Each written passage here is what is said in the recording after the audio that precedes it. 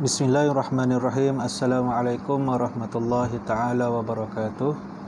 Alhamdulillahi rabbil alamin. Wassalatu wassalamu ala ashrafil anbiya wal mursalin wa ala alihi wa sahbihi ajma'in. Qala rabbi shrah li sadri wa yassir li amri wahlul 'uqdatam min lisani yafqahu qawli. Subhanaka la ilma lana illa ma 'allamtana innaka antas sami'ul alim. Wala haula wala quwwata illa billahil aliyil azim. InsyaAllah tajuk yang kita akan bincangkan pada kali ini adalah kafaratul yamin, iaitu denda sumpah. Denda sumpah. Okey, diambil daripada ayat la yu'akhizukumullahu billagwi fi aymanikum walakin yu'akhizukum bima aqadtumul aiman. Itu kamu tidak dikira sebagai bersalah oleh Allah Subhanahu wa taala tentang sumpah-sumpah kamu yang tidak disengajakan. Walakin yu'akhizukum bima aqadtumul aiman.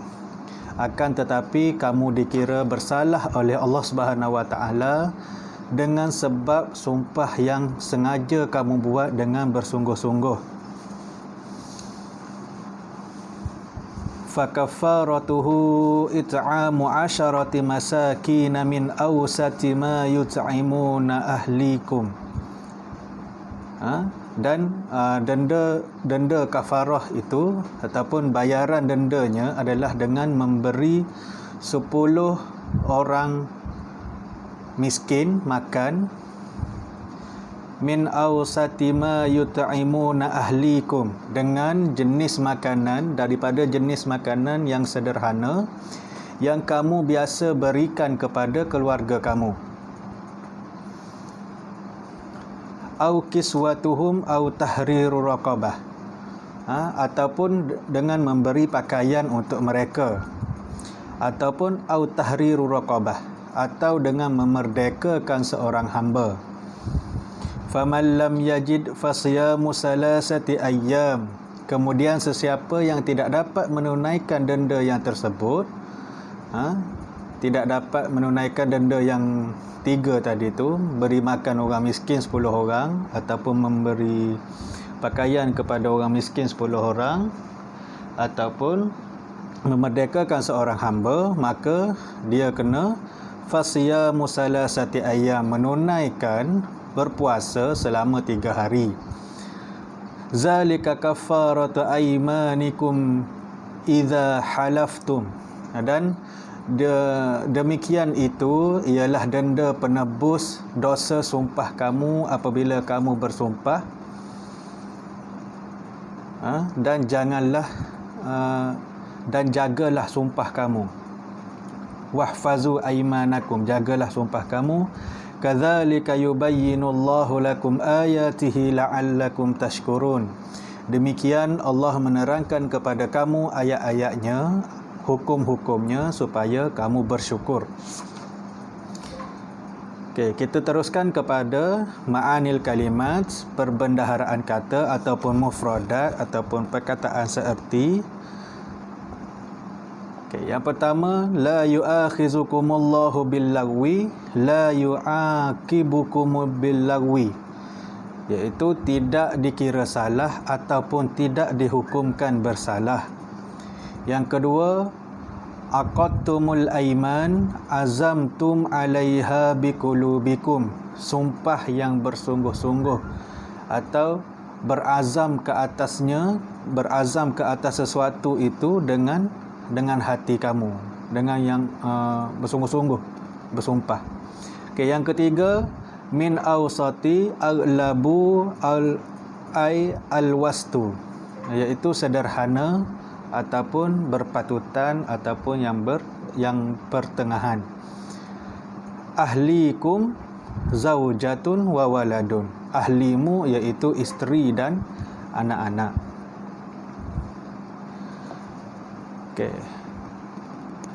Isyrahil ayah syarhan mujizan, huraian ayat ini secara ringkas, secara umum.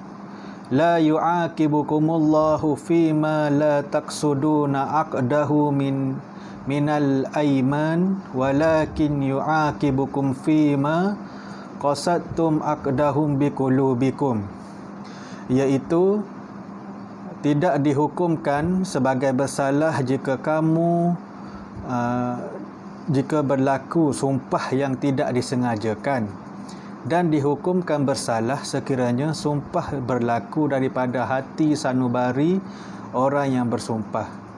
Maksudnya tidak dihukumkan bersalah atas sumpah yang tidak disengajakan, dan tetapi dikira bersalah dan kena melakukan sumpah yang seseorang itu bersumpah kalau itu lahir daripada hati dia. Maksudnya seseorang tu dia kalau dia cakap saja-saja, aku kalau dapat sesuatu benda yang dihajatkan tu, aku nak nak buat kenduri, katakanlah. Kalau dia kata saja macam tu, itu tak menjadi sumpah. Tapi dia yang jadi sumpah apabila kita sebut dengan nama Allah Subhanahu Wa Taala. Wallahi wabillahi watallahi.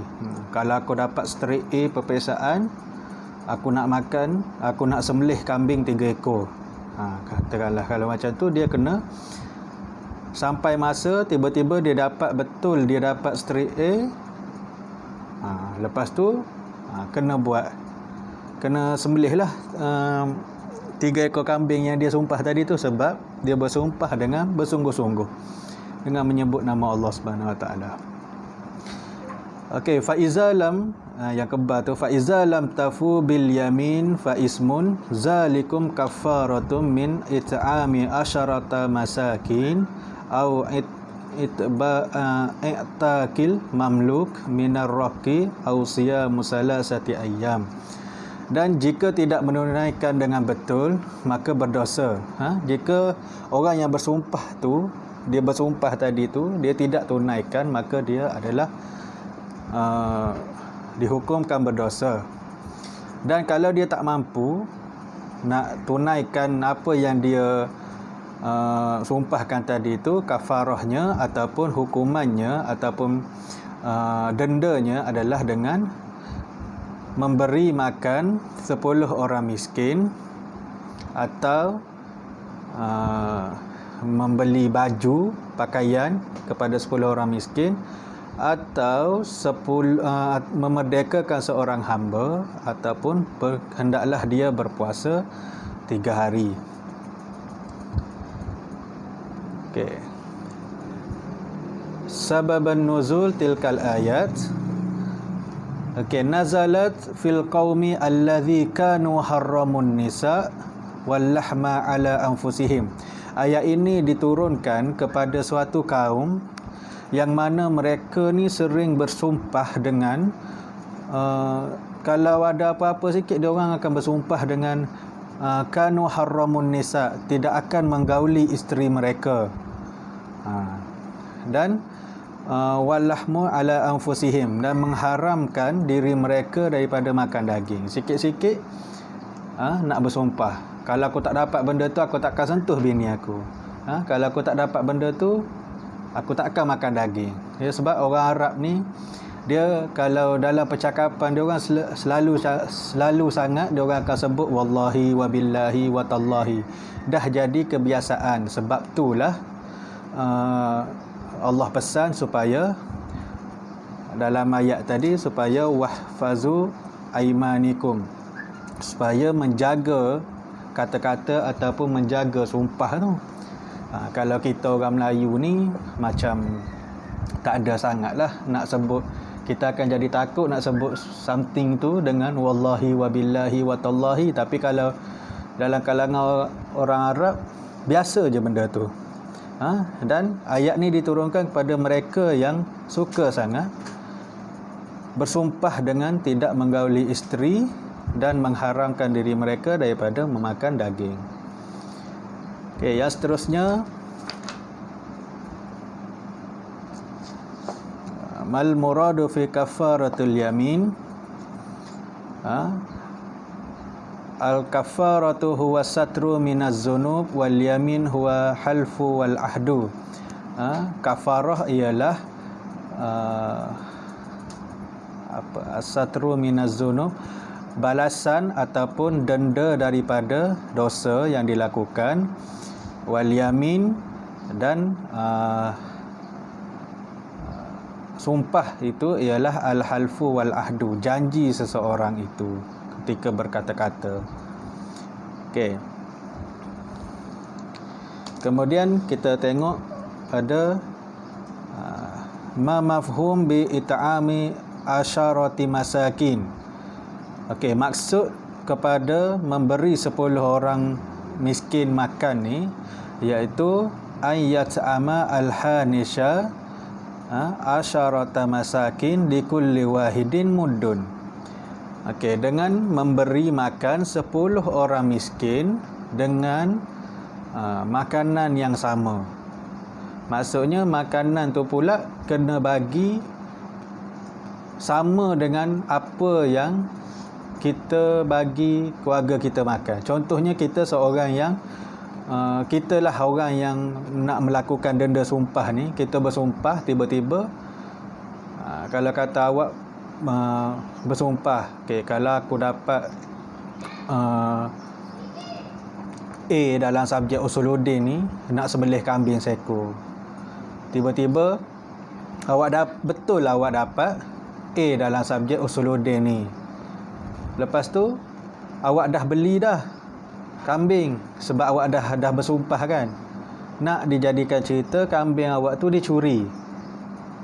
Kemudian macam mana dengan sumpah tadi? Masih kena laksanakan sumpah tu, tapi perkara yang disumpahkan, kambing tu tadi tu kena curi. Awak tetap lagi wajib menunaikan sumpah tersebut. Tapi kalau tak mampu dah nak tunaikan sumpah yang tadi tu, so kena pilihlah balasan daripada denda daripada sumpahan tu, dengan memberi makan 10 orang miskin, ataupun beli pakaian untuk diorang, ataupun memerdekakan hamba. Kalau tak mampu yang tiga-tiga tu, barulah kena berpuasa selama 3 hari.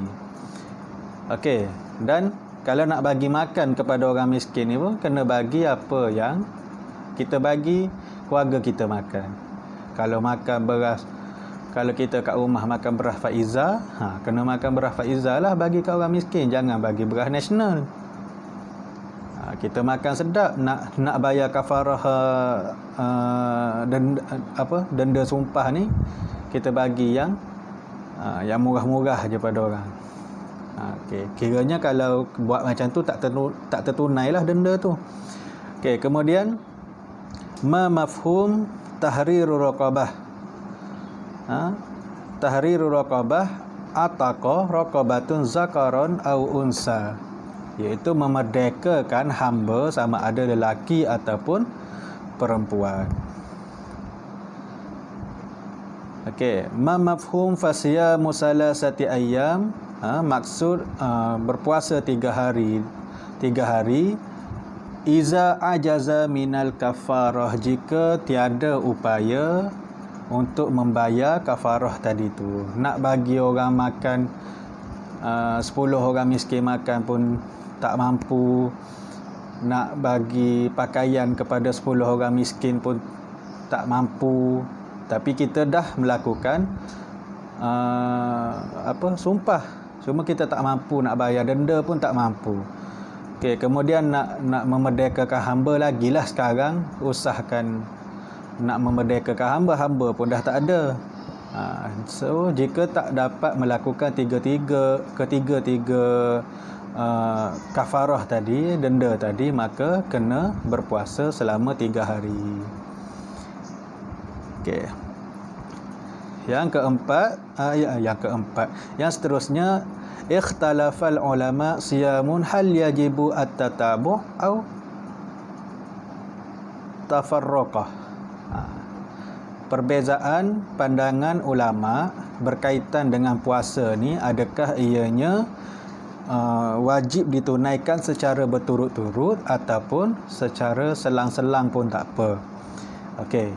Ada dua qaul, ada dua pendapat. Pendapat yang pertama, al-qaulul awal yajibut tatabu'. Pendapat yang pertama ni dia kata wajib berturut-turut. Maksudnya 3 hari itu berturut-turut, tak boleh skip. Okey. Yang kedua, al-qaulus sani la yajibu. Pendapat yang kedua kata tak wajib, tetapi at-tatabu' afdal.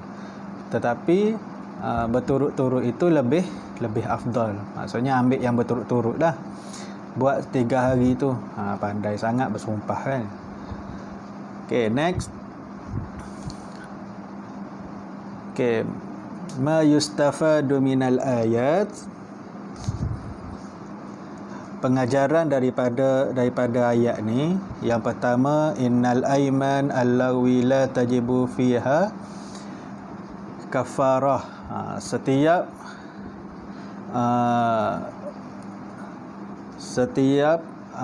sumpah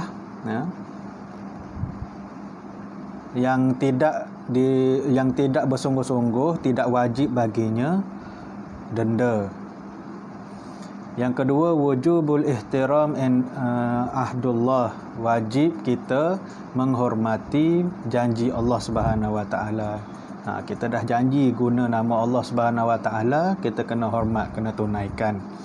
Iza halafa billah wajaba alaihi saunu biyaminihi. Sekiranya sumpah itu dengan nama Allah Subhanahu Wa Taala, wajib ke atas orang yang bersumpah itu menunaikan sumpahnya.